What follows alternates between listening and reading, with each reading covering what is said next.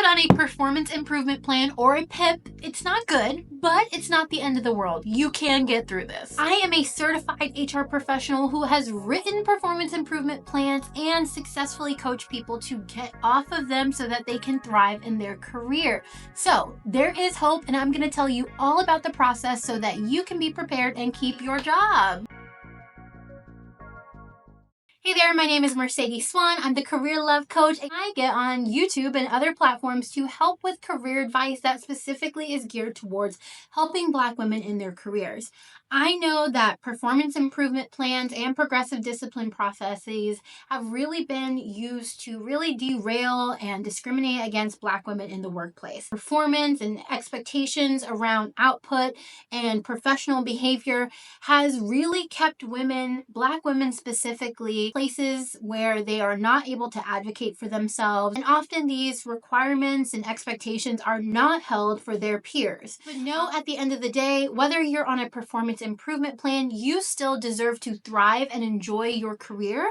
So do not take this as something that is going to mar your career for the rest of your life. So in this video, I am going to tell you what a performance improvement plan or a PIP is, how you can successfully navigate a PIP, and how to evaluate whether or not your PIP is a good faith PIP, because all PIPs are not made the same. So I'm actually going to help you identify whether you have a bad faith PIP and what you should do about it. And after this video, you are going to know how to successfully navigate and move forward in your career, even if you've had a PIP. So let's get into it, love. So a PIP is a performance improvement plan. It means that you have a plan in place to improve your performance. Often, performance improvement plans are used as a tool by HR professionals, leaders, and managers in order to, as a last-ditch effort, get their team member to clean up their job act and get it all the way together and set clear expectations for what is expected for behavior.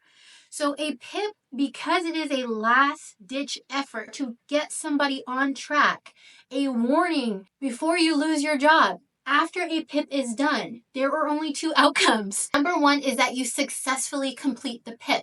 That means that all of the criteria that was outlined in there, you have now met that criteria and are performing at a level expected of your job so that you can continue performing at this level in your job. This expectation is the bare minimum of your job, and that's what's outlined in the PIP. The other outcome of a PIP is unsuccessful, which means you're likely going to be terminated or demoted. It means that you are not, in this last-ditch effort, able to perform at the level that is needed for you to keep your job. I haven't seen it any other way. If you have some other outcome, I would love to know in the comments, but that's generally what it is. So a well-done PIP should be very clear. It should describe your poor patterns of behavior in terms of what you aren't doing right. It should talk about the expectations that you have for your role. What does it mean to be performing at the level that you need to be in your role? It should also set goals for you as well as a clear timeline to bring your performance up to this level, and it should also talk about the outcomes. So if you are successful, this happens. If you are unsuccessful in this PIP, this happened. A PIP is a very serious thing. And again, most HR professionals who are doing this in good faith, or managers who are doing this in good faith, are trying to help you perform at the level that you need to keep your job. So a PIP is usually used when, unfortunately, a person, an employee, is severely underperforming. A PIP, and let me be clear, a PIP should always come after multiple warnings have been given.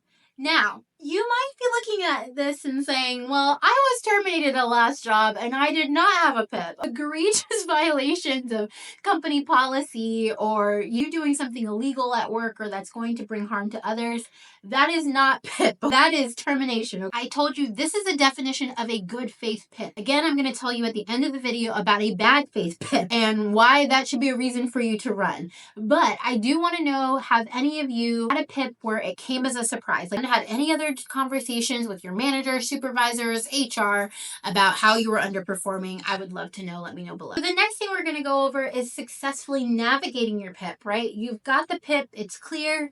How do you move forward and keep your job? 3 key things, I think, in my opinion, and those things are clarity, follow-up, and communication. Even if your supervisor is not being as clear as they could, it is going to be your responsibility to make sure you are doing these 3 things. I know it seems unfair, but my goal in this is to keep you employed. And whether you're staying at this organization or you're exiting, I want you to keep your paycheck until you're able to do one of 2 things: successfully complete the PIP, or, on the other hand, exit. Sometimes if performance is so poor, there's no effort, people will stop a PIP before it's done. So number 1 is clarity. The key element of a PIP is clearly describing what you're doing wrong and what you need to be doing in order to, again, keep your job. If your PIP does not clearly describe what your performance should look like, what metrics you need to be hitting, is not clearly defining what your supervisor needs to see from you, then that is not a good faith PIP. You need to gain clarity. So if you see anything on that performance improvement plan that is not clear to you,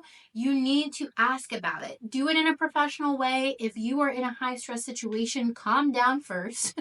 Well, I guess if you got the PIP and you didn't get to this video first, you might already did this wrong, but that's okay. Just take some time to breathe, reflect, and then go back to your supervisor and ask for greater clarity about what they would like to see. If they are trying to truly help you, they will clarify what they mean, whatever they put on that PIP. Don't you love it here? Even though we're talking about a sad thing, I would love for you to hang around for more tips, so subscribe. Number 2 is follow through. Since your supervisor has outlined the type of behavior that they want to see from you, you should be able to follow through on those things. On a daily basis, you should be evaluating your work, what you're doing, how you're working, your performance, and saying, does this stack up to what's in the PIP? And then, because it's important for you to be able to clearly communicate that, which is the next step, I want you to be documenting those things. So if you have clear metrics, write down those metrics, check them each day, even if it takes a little bit extra day out of your time after hours. Again, the goal is to keep your job. So make sure that you are really evaluating whether or not you're hitting those metrics and documenting that so that you can take that into your final conversations or your check-in conversations, which leads us to communication. A good PIP with a manager that cares is going to allow for you to have frequent meetings with your supervisor to check in on that PIP, or with HR, whoever's helping you through that performance improvement plan, whether that's coaching or check-ins. They are going to help you. And so you need to be able to say, I'm communicating what I'm doing. And if there's something that you can't move forward with, so if you are not hitting that metric, you are not performing as planned, you need to talk to somebody to get the resources that you need. How do I do this? I need more training in this. That is the whole goal, so that you can hit what you need to hit. So that's okay to be able to identify, this is where I need help because I'm really trying. And that's what people really want to see from a PIP. And then number 4, if you have a 90-day, a 60-day, 30-day PIP, whatever the length of that PIP is, do not wait until the end to start to gain clarity, follow through, or have communication. Right? If you get to the end and no performance has changed, you're likely not going to have a job or the job that you have right now. I talked to you about a good faith or a bad faith PIP, and we are going to talk about what it is and how you can manage that. But if this content has really resonated with you, you are really struggling where you are and you need to make a career pivot, make sure that you subscribe to this channel. I have lots of content, and that content that will continue to come out helping you navigate your career. And so it'll be something that helps you through this challenging time. And I hope that it will help you get to a better place in your career. So join the Career Love crew, the Career Bliss Era crew, because we don't do PIPs. The Career Bliss era does not do PIPs. All right, welcome to section 3 of this video, where I'm going to tell you the difference between a good faith and a bad faith PIP. Up until this point, I've really been telling you about good faith PIPs. And good faith PIPs are PIPs that the individual who puts you on it wants you to succeed. They are trying to get you to pay attention before you lose your job. On the other hand, I started off this video talking about how performance improvement plans and employer relations processes have been used to penalize and terminate Black women in the workplace without seeming discriminatory. And so oftentimes these performance improvement plans have little to do with your work experience, but will attempt to say that you're underperforming or you're not doing your job, even though you are. So I'm going to describe some of those things so that you, at the start of this process, know whether or not it's a good or a bad faith PIP. Here are the signs. The first one is that there were no warning signs for this. You didn't have any discussions. Your manager never talked to you about poor performance or metrics or anything that would lead you to believe that you weren't doing your job well. Number two is that they are unfair or unrealistic goals. So sometimes I will see a Black woman have a performance improvement plan and they are being asked to achieve higher ratings or metrics or performance than other peers. So how can I be underperforming according to these metrics when others aren't being held to these same expectations? That is a really clear sign that somebody is trying to terminate you without discriminating against you on paper and use it as a way to document firing you, essentially. Number three are that there are no clear goals. Somebody that wants you to succeed will be clear and kind about your underperformance. And so if they haven't told you what you have to do to stay employed, they don't want you there. They are not looking to help you. Again, they are trying to figure out a way to terminate you with documentation. Sometimes it's even a requirement. Sometimes employers are like, hey, if this is not a huge offense, you're going to have to go through this full corrective or a disciplinary process before you can terminate them. And so managers will just do what they have to do to get you out the door and start that PIP. Or no coaching or follow-up. We talked a little bit about this. Somebody that wants to see you grow, develop, and do better will help you know better, okay? They are going to coach you. They are going to check in with you. They are going to give you the resources that you need to be successful. Now, we know that often the way that Black women are discriminated against and sometimes even controlled in the workplace is by giving them a lack of resources compared to others. You need to be so clear about understanding whether or not they are truly giving you the same resources as others, and they are honestly trying to move you through this process successfully. Number five is that you do already have a poor working relationship with your supervisor. A lot of times, even if your performance is not an issue, but they don't enjoy working with you for whatever reason, you just interpersonally aren't going to do it.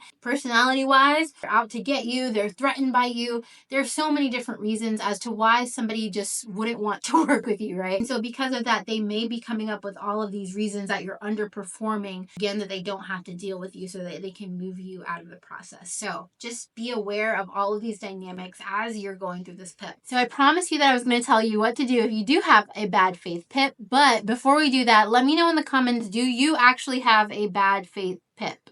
And as somebody who's written PIPs and seen bad faith PIPs from some of my clients, I know it's a huge problem. So let me know what you're going through in the comments. I'll hold space for you and just know I'm sorry for what you're going through. Here's what you do if you have a bad faith PIP. It's not hard. The process is hard, but it's a really simple answer. Whether or not it is a good or a bad faith PIP, you are always going to commit to successfully completing it.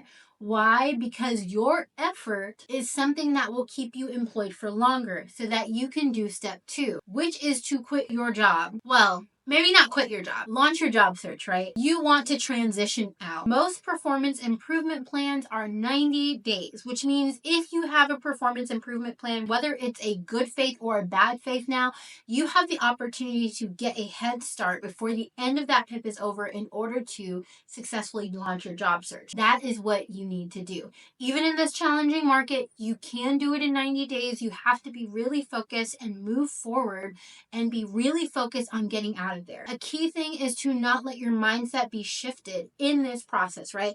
I've never had a PIP before. I've never been in trouble before. Well, if you have a bad faith PIP, love, there's nothing that you could have done to really come back from that. And there's nothing, if it was discriminatory, there's nothing that you could have done to have your manager like you for your work to be appreciated, right? We know how Black women are treated in the workplace. What I want for you is to know that this PIP does not define you or your professional journey or what you can do next. Go ahead and launch your job search. If you are in this process and you're saying, I hate job seeking, I don't know what to do, I'm so overwhelmed with this PIP that I don't even know how to move forward in a job search, then I want to invite you to learn more about my 90-day Career Love Coaching Program. I work with beautiful Black women for 90 days to help them really get clarity on what that next step is, start to brand themselves for their ideal role, write a resume, interview with confidence, have a job search strategy, and ultimately move quickly into implementation of all of the things that they've learned so that they can successfully navigate this challenging job market. I cannot be more clear. If you are in a PIP, whether good faith or bad faith, you might want to be looking right now, as soon as you end this video, for a new job. And if you want to work with me as your coach to help you navigate that, you can schedule a free career clarity chat below. They are free. You can figure out whether or not coaching with me is something that's going to help you on your journey. But either way, just know I'm rooting for you. You deserve better, especially if you have a bad faith PIP, and you deserve to love and grow and be happy in your career. So just know that PIP or no PIP, you are absolutely able to have a career bliss era and love what you do and who you work with and what you do for an employer that values you each day. So if you like this video, go ahead and like and subscribe. Leave me a comment below telling me if you enjoyed it. And if you know somebody else, unfortunately, in a similar situation, go ahead and share this with them, especially as Black women. We do not have access to a lot of this information. And so we need to know what can happen and what it means. So if you made it to the end of this video, there should be a video about exit planning, because exit planning is what I was talking about, launching a job search, getting out of there. So I hope that you watch the video here, and I'll see y'all next time. Bye. Bye. Bye. Bye. Oh, performance improvement plan. Performance improvement plan. Performance improvement plan. Ooh, that's how I'm going to start warming up for my TikTok videos. If you've been put on shit.